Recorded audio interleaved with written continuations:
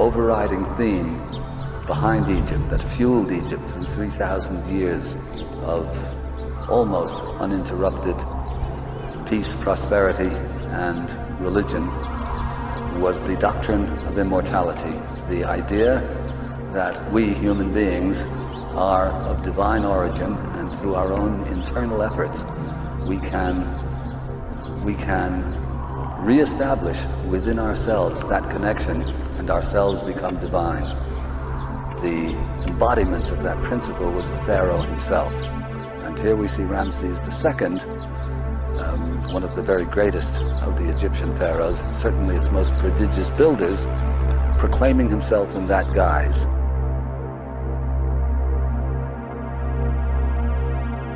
Here at Abu Simbel, on the great days of October 22nd and February 22nd, supposedly the birthday and coronation day of the king himself, we see a phenomenon that is, you might call, the physical manifestation of illumination.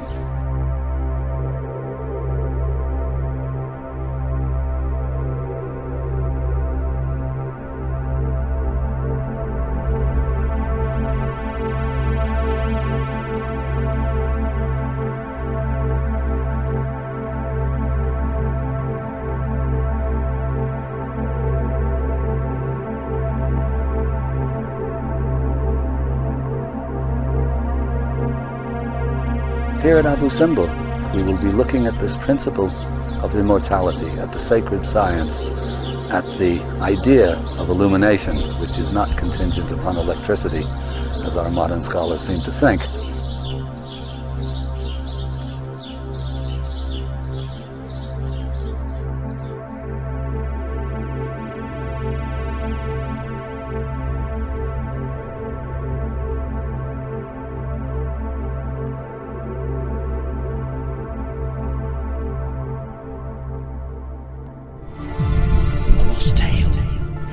stones, blueprints of a lost art from a lost world. Behind the veil lies another Egypt, hidden Egypt, magical Egypt.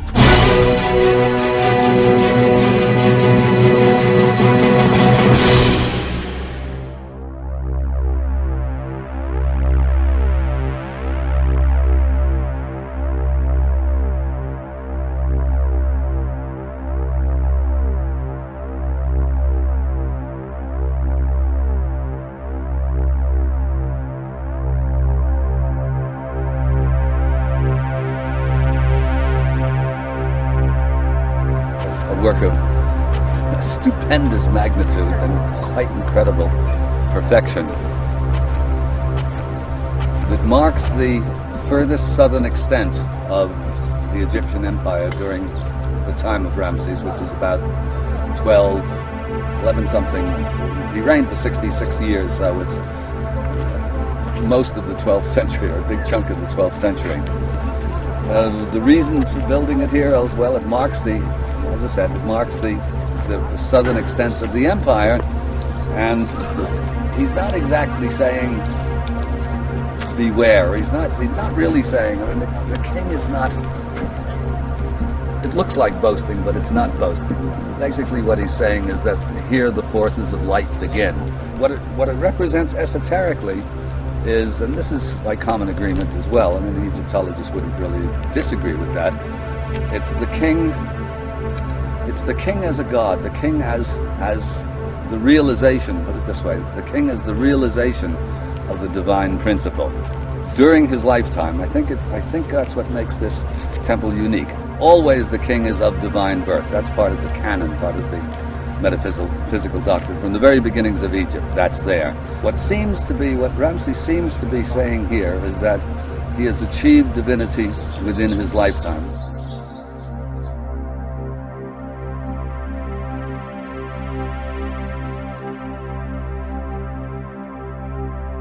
The Temple of Abu Simbel is a marvel of engineering and a masterpiece of symbolic architecture. The temple was engineered to commemorate the birthday and coronation day of the pharaoh. It is aligned in such a way is to capture the first rays of the rising sun on these two special days. And if you're here, boy, if you're here on that day, actually the day itself is always an absolute zoo. And the place is always full, as you have to get here at 4:30 in the morning to even be close to the head of the line.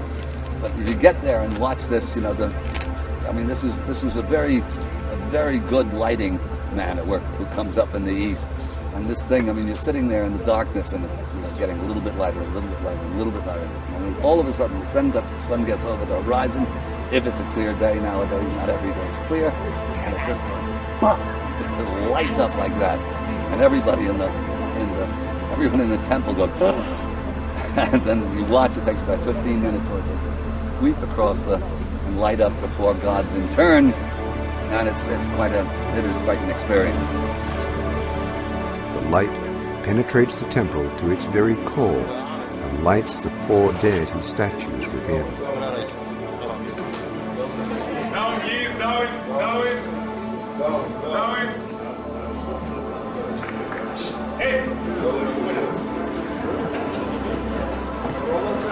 The whole idea of architecture is to design a monument that provides the machinery of the ritual to become alive. So that's what he's done. He's integrated the symbolism, the mythology that surrounds the king, and uses the light of the sun in order to bring the temple, to activate the temple. It's like inserting a battery. They didn't have battery. It's like I did with my camera. It won't work unless you put the batteries. Where their battery was the sun. The sun rises at a certain day, at certain times of the year, and parts of the temple become alive in the correct order, correct mythological order. What it is, it's a clock. It's frozen time. That's what they are. I mean, it is marking, or it is commemorating a time, and the time is the coronation of the king, or some argue his birth. But what the architect did is that he used time, and time is astronomy. Time is the position of the sun. So he locks the temple to time. But not just that. I mean, he's simply not pointing the temple to the sunrise on that particular day, which is the 22nd of October. He is also using what the sun does on that day, at its rising, in order to tell the story.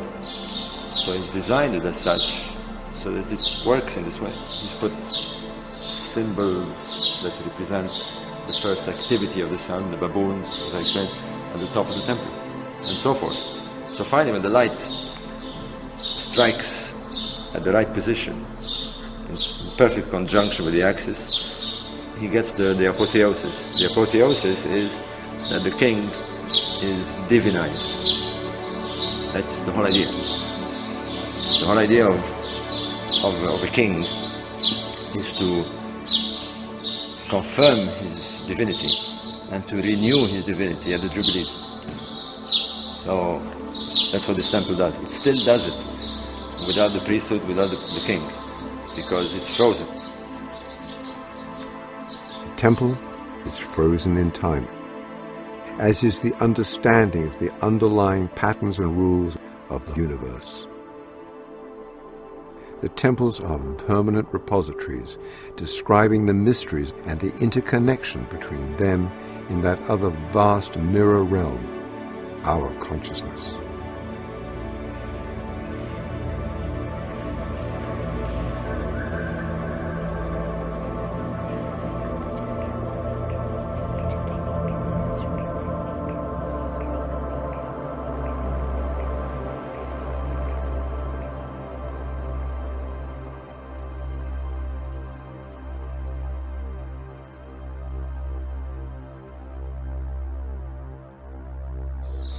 The statuary represents the living people at the time.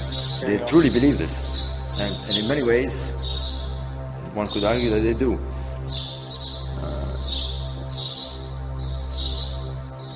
These statues are not statues, they're talismans.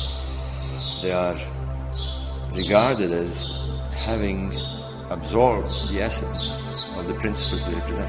And they do, because what he's achieved is that the king essence, as the divine king, as the Horus king, is the sun. But his transmission is coming to earth at a specific time, which we call the 22nd of October, was when the sun was in this position. So in short, the statue becomes alive, if you like, and becomes the essence of the sun on that day. He's achieved the nearest one can with architecture to express this.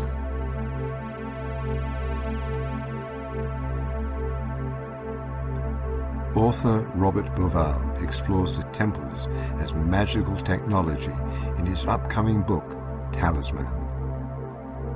In short, the temple is only stone if you don't understand its symbolism.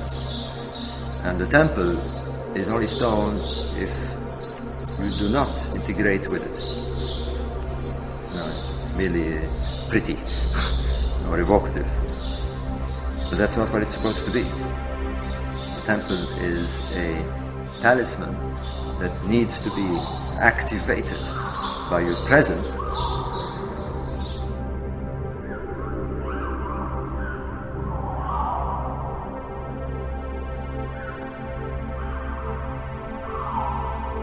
Today here we're standing alone in the temple of Abu Simbel. Incredible situation. We're being affected partially by the symbolism we see, by the harmony of the architecture, but in no way to the degree that an initiate, full initiate would be. In short, we're inside the hardware, but we're not charged with the software that has not been initiated. Whereas had you been initiated in the fullest sense of Egyptian initiation, temple initiation, then you would have been a software which is programmed to interact with the temple. You wouldn't be here talking to me, you'd be exhorting with the statuaries and the symbolism. You would explode here, intellectually and spiritually. Hieroglyphs, as an expression of high ancient symbolism, are the crossing of language and magic. This very misunderstood technology works with the brain of the initiate to evoke a dense and richly complicated web or matrix of meanings and associations. Hieroglyphs are charged. They are collapsed ideas. In some cases, they can be entire schools collapsed into a single image. To the initiate, to that person who has been given the keys to understanding the many visual and geometric clues, the hieroglyphs are magical talismans, each capable of exploding into a whirlwind of ideas, associations, understandings, lessons, deep and mysterious arcana. Hieroglyphs are even employed as a repeatable means of rapidly evoking unusual states of consciousness. Symbolism isn't something that is simply told by a teacher to a pupil. Part of it is, but the major labor of understanding a symbol is to experience it. So it takes a long, long time. I may try to explain to you till I'm blue in the face what my symbol means. I'm wearing, for example, an ankh and a Christian talisman. But even though I may explain it to you, I still wouldn't be able to project to you my fullest feeling about what this means to me, the experience that brought me to wear this, and what it causes in me intellectually and spiritually when I do consider the talisman. I very often touch it. The only way is that you are me and have experienced the same thing. So you need to experience. And therefore we learn more and more about symbols. We learn more and more about the temple. You could come here, for hundreds of times. But as you can see, it's loaded with details, and every detail is charged with this kind of meaning. You're not come to. The idea is not to sort of wander around and take a few photographs and go out. The idea is to stay here and meditate at corners, to ponder on the meaning of the symbols that you see, on the sceneries, on the reliefs, on the effects of light. And it will take you years to discharge the information of the temple into your mind, so that when you do finally reach that stage, you are completely one with the temple. Then you can move faster, but then the speed of your understanding, the trigger that is unleashed every time you pass next to a symbol, works faster. Like computers' use of hierarchy, hieroglyphs are icons. They are folders, containing as much as we have loaded into the folders through the process of successive initiations. They are magical icons which command and cause the desired brain state. They are programs which perform to the extent that we have installed the upgrades.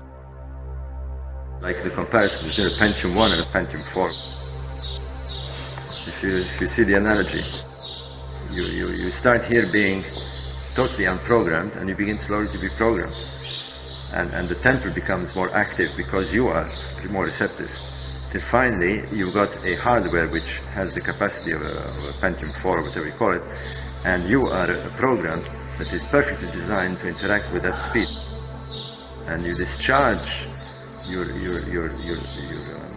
initiation, and the temple discharged, and you both interact to produce this ultimate result of full understanding by simply looking at the objects. The temple becomes like a silent teacher, and you are the perfect pupil.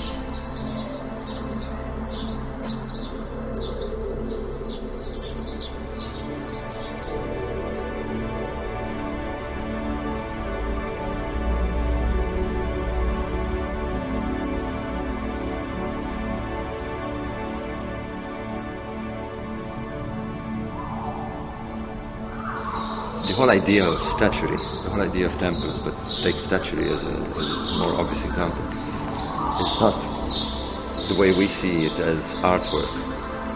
It is artwork in the sense that it is magnificently carved and pleasing to see, but to them a statue was the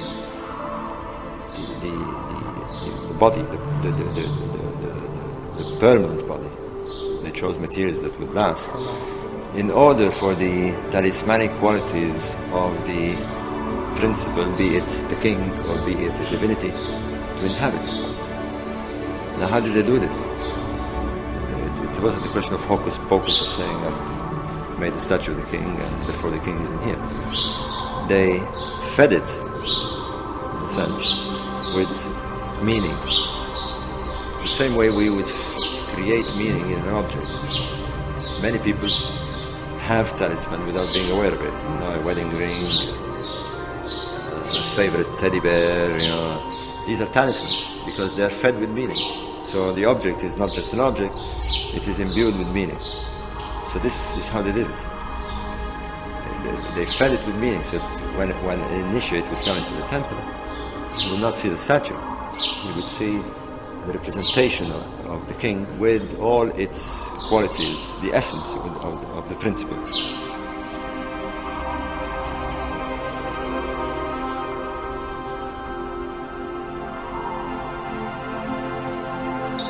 The principle may be the stars, may be the flood of the Nile, maybe the king, maybe a divinity, maybe an idea. You know, an object. You may be wearing a ring because it represents your fraternity at university. But therefore this ring is imbued with the idea of your membership to this fraternity, all the people who belong to it, the friendships that you made there, the experiences that you had. So that ring to you has that meaning. When you see that ring, you see beyond it. That's how they thought. They realized correctly that the mind responds to this kind of objects, to talismans. And talismans can be anything. Statues, temples, even natural objects, a flower. And think of a flower that is given on the day of you propose to your future wife. She She takes the flower, she dries it and puts it in a book. Sees that flower 20 years later, bam, she breaks into tears, right? That's the power of imbuing. That's how it works. That's how we are made to work. They cleverly understood this, and they cleverly combined it with architecture. So architecture becomes the material expression of the immaterial force of talisman. Architecture is meant for that. It's not meant to make blocks so we can go and work in offices. Architecture is they used to call it the royal art, because it was for architecture was for religious purposes. They didn't consider architecture when you build a hut and live there. This is not architecture. What we call architecture isn't. To them, the notion of designing a temple was in the hands of those who were initiated to do so. They were priests, they were astronomers, they were those who had studied symbols, they were magicians. And the product of their labor is these temples. An architect isn't simply a guy who designs shapes. He's a man who imbues in his design the culture idea behind the building, be it a temple, be it a church, be it a cathedral, even be it a bank. If he succeeds in that, then he's achieved his objective. Otherwise, he's merely creating a box or a sphere or whatever he's doing.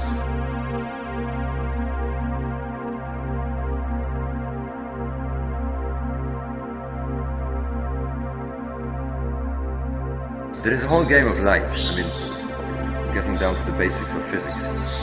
And as I explained, the temple is aligned in such a way that it receives light at specific times of the year and of the day, in order to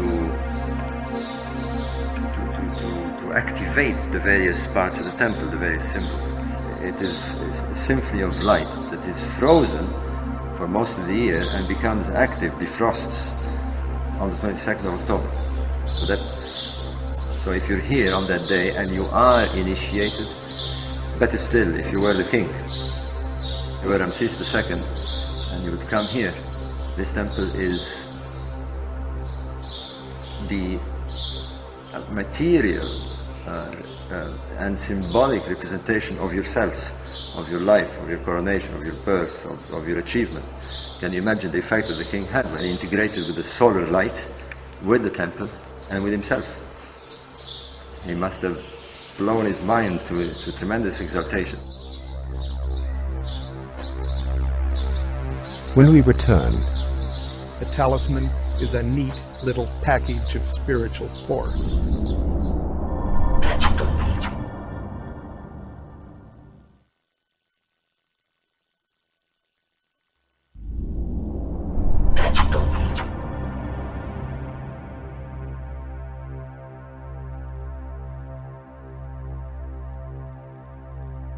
You know, in magic, you can't even ignore puns and plays on words, because words themselves are magical tools.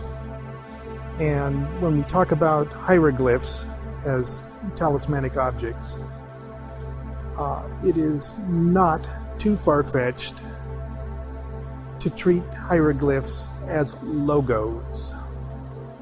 They're magical logos. And of course, logos in Greek means the word. Okay, the transmitting power of the universe. Because everything in the universe is connected to everything else.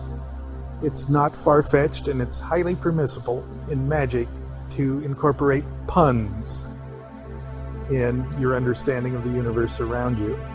The reason I'm bringing the word pun up is because when we're talking about the talismanic virtues of the Egyptian hieroglyphs, or hieroglyphs in general, we may as well use the modern term, they're logos. In the same way as corporate logos communicate a vast amount of information in a cute, easy to remember image. Where the puns come in is the Greek word for the word. or the communicating entity of the universe, is logos. And that's exactly what the magical hieroglyphs are acting as. They're the word. They're communicating much, much more than just one or two ideas.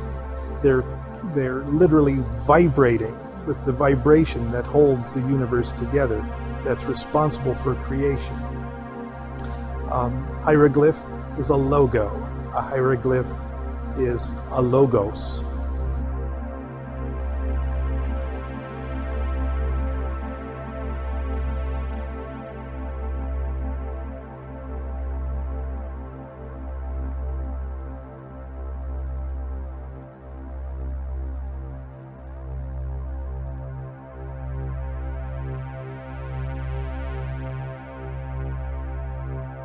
A talisman is an inanimate object that someone makes animate. That's the broad definition of the term. A talisman is endowed with specific magical properties. It's different than an amulet. An amulet is something you wear as a protection against something else. A talisman is something that someone actually endows with magical force of a specific nature. It could be something just as simple as a sentimental object or souvenir of some kind that when you look at it years later, it evokes an emotional response. All the even sounds and smells, a talisman can be incense. Anything that evokes that auto response is a talismanic object. Even your best putter, if you're a golfer, the putter that you perform miracles with is in a way a talismanic object.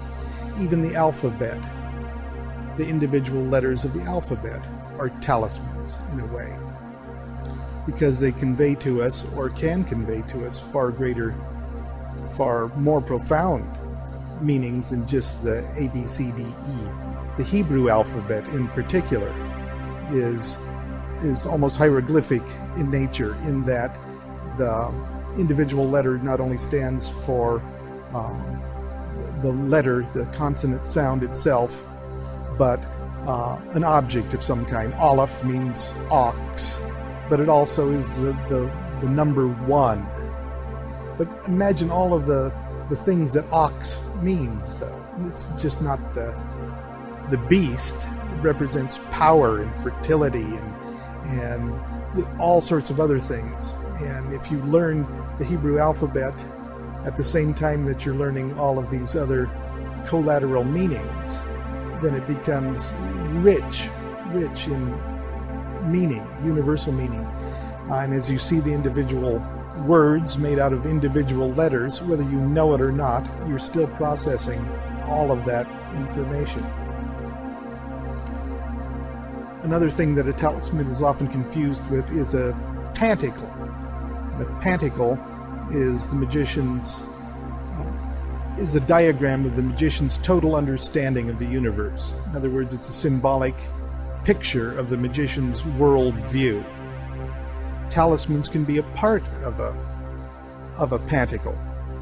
The tarot, the 78 cards of the tarot, would be a panticle.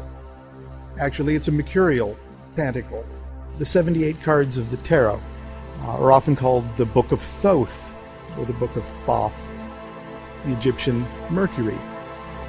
The tarot is a panticle in that it becomes a mandala of the entire universe. You can put everything in the universe within those cards. But the individual cards themselves are more in the nature of a talisman, because they represent specific forces within the universe, isolated, cozy, all in one neat little package. A talisman is a neat little package of spiritual force. Here's another example of a panticle. This is my personal panticle. Like I said, a panticle is the magician's worldview. And here we have 4 versions of the Kabbalistic tree of life. And there's a tree of life for each of the 4 Kabbalistic worlds. And each of those 4 Kabbalistic worlds is an embodiment of the powers and energy in the Yod, He, Vav, He formula. It's more than a deity, it's a formula. The occult secret of the fourfold structure of the universe is also expressed in the symbolism of Abu Simbel. The presence of 4 figures and their divine attributions is itself the sacred and revered revelation of the Tetragrammaton, the primal formula for cyclic life and the foundation of the universe. So here at Abu Simbel, on the great days of October 22nd and February 22nd, supposedly the birthday and coronation day of the king himself, we see a phenomenon that is, you might call, the physical manifestation of illumination. What happens here is, as the sun rises, it gets above the horizon, shoots through the nave of this extraordinary temple, and illuminates in turn the 4 figures of Ptah, Amun, the king, and Ra-Harakti. There's a cosmological and also an internal lesson to be learned from this. Straight down the shaft there and pans across the 4 figures in the sanctuary in sequence. And the sequence is Ptah on this side, then Amun, then the king, and then Ra-Harakti. And why those 4, or in that sequence, I think I know, and that is that it's again like, as at Abydos, it's a total cosmology written into the figures of the gods and the king. Ptah is architect of heaven and earth. Amun is the animating spirit of the universe. The king represents the synthesis of, let's say, of organic creation, and Ra-Harakti, it's the fusion of Ra and Horus, the solar principle, and Horus, the principle of salvation, return to the source, represents the ability of humanity to again become divine.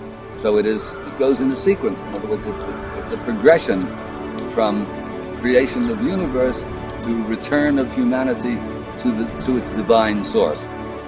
There are 4 of them here because they represent the 4 cardinal directions and the 4 elements, in all likelihood, the 4 square of matter.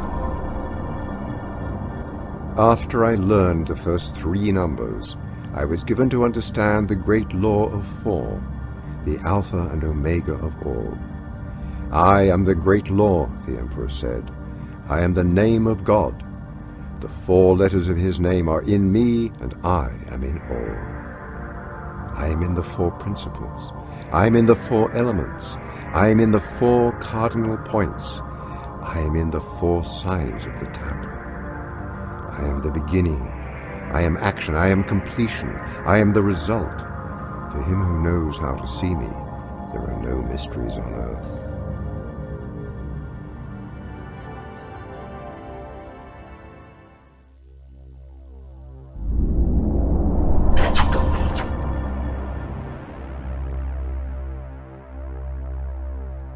There is a belief in ancient and modern occult circles that activity carried out on the astral plane can influence events that transpire on the physical plane.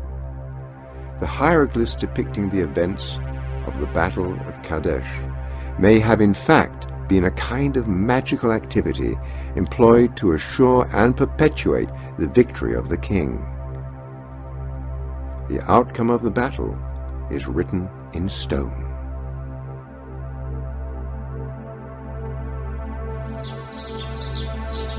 Go inside and you'll see in the first hall the 8 figures, the king as Osiris, the 8 figures of them.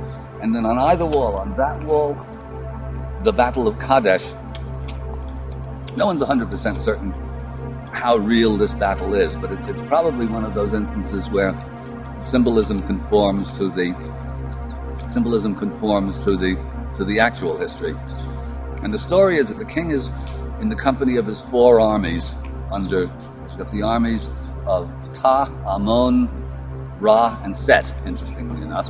And he's with his armies, but he's out a couple of informers come from the enemy, or the Hittites in this case. And they say that the Hittites have all flown camp, they're afraid of him. He can march in by himself and sort of claim the victory. So these are actually spies.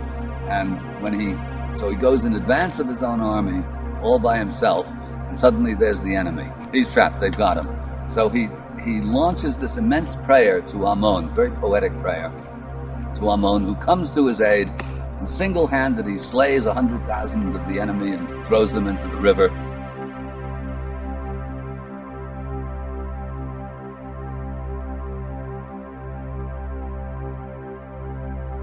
And then his armies catch up with him, and so written into that northern wall is the whole story of this battle, and it's very intricately wrought, and there still seems to be quite a bit of Amarna influence there. So it's rather more lively and animated than you would expect out of strictly classical. Even though this is quite a time, this is a good 50 or 60 years after Akhenaten, maybe even a bit more. Still, you see that Amarna style here.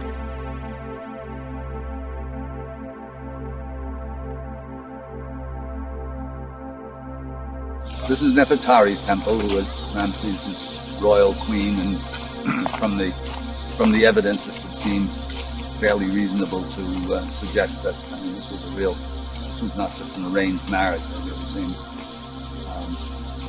very, very fond of each other. And the king is, as you know, is the living Horus in life, and the queen is the living Hathor. Although I just read in this rather good book that I found of a symbol in French, that the headdress that she's wearing here is not just Hathor, but is Sepede, is Sirius.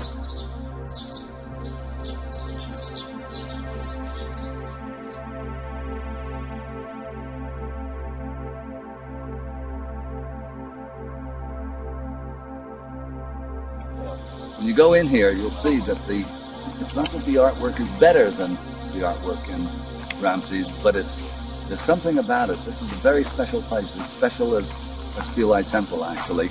Everything is in yellow because it's the queen. The queen's name is in a cartouche, so in other words, she's divine as well and eternal.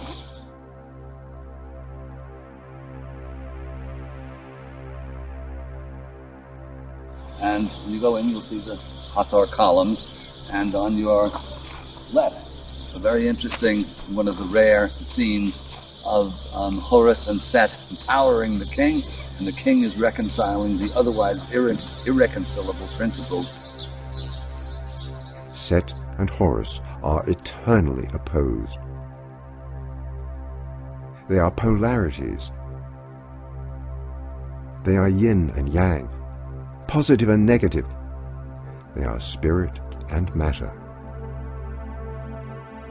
They're empowering the king, and the king in between them is the reconciling principle between these otherwise absolutely irreconcilable polarities.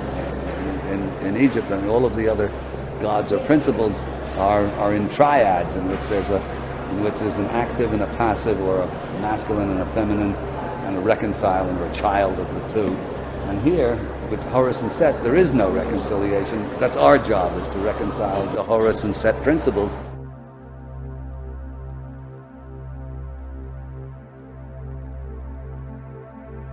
The pharaoh, symbolic of every man, or mankind in general, brings reconciliation of the two through balance.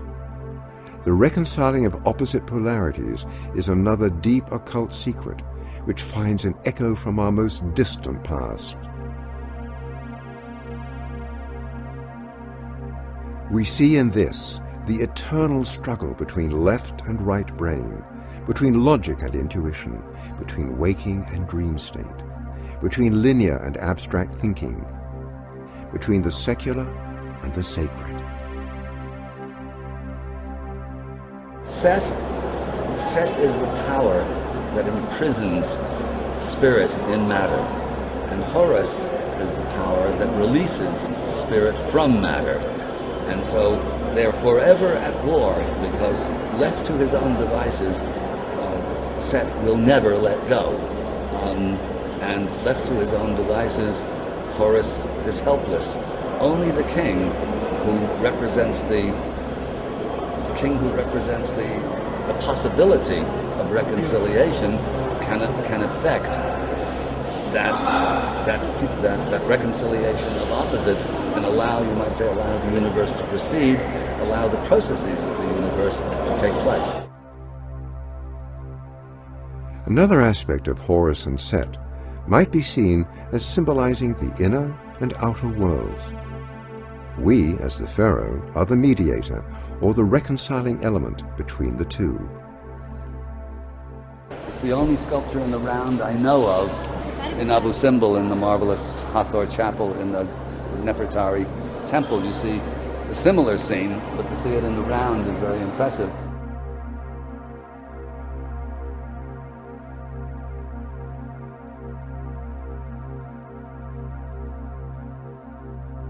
And that's the king's role. I mean, within the grand cosmic scheme, that's what we're here for. You know, that's what us human beings are here for, which is to reconcile the opposing forces of spirit and matter.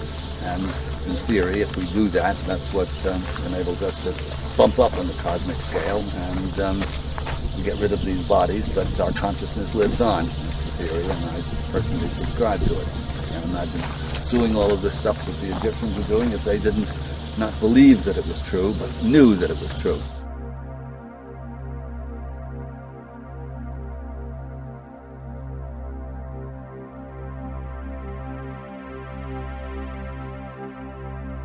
Magical Egypt will return in a moment.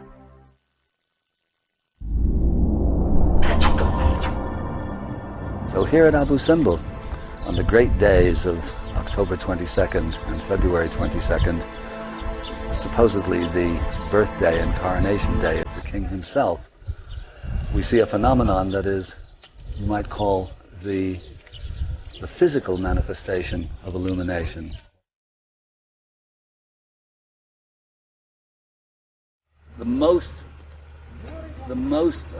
The favored explanation, and I think probably the most likely to be true, is that these days correspond to the birthday and coronation day of Ramses, because they don't have any astronomical significance. It's not a solstice, it's not an equinox, it's not a cross quarter. It has no special astronomical significance, but it does have that particular personal significance. The coronation day might be seen as the day that the king received the light. Illumination is experienced by all who grasp the symbolism presented here. The light of consciousness connects the four inner deities with the outer four. Illumination is the recognition of the connectedness of the inner world with the outer.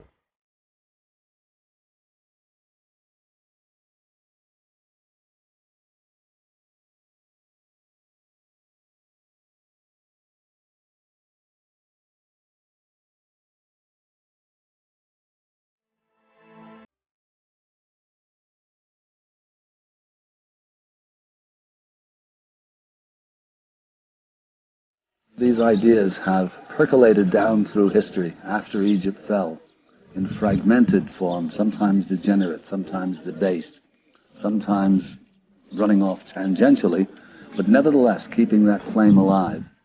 It's a peculiar thing that over the course of the last century, and now the beginnings of the 21st, a number of extraordinary scholars, scientists, teachers, esotericists, have succeeded in putting together, in reformulating that ancient doctrine in a way that makes it not only comprehensible, but to a considerable extent comprehensive. We now have at our fingertips the potential material to reformulate that ancient doctrine in a manner commensurate to our 21st century minds, which are, perhaps unfortunately, largely rationalistic. what Schwala de Lubitz called thinking with the heart is an essential of understanding what went on in the past, and equally essential in attempting to reestablish another civilization based upon the same principles, but undoubtedly very different in outward form and aspect.